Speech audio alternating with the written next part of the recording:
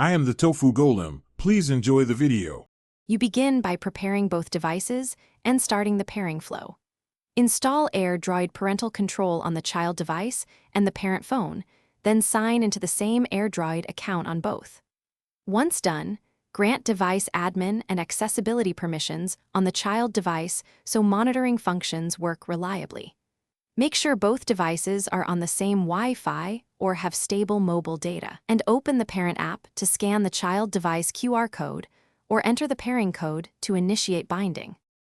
Now you continue inside the parent app to configure controls and policies. Tap Add Child or the scan device, name it, and select the relationship so reports use correct labels. Then enable key features, real-time location, screen time limits, app blocking, and web filters. These require toggles and sometimes additional permissions. Make sure to set schedules and allowed apps.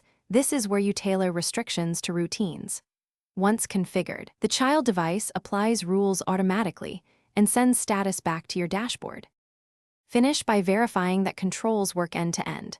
Test remote lock, check live location, and confirm blocked apps cannot open.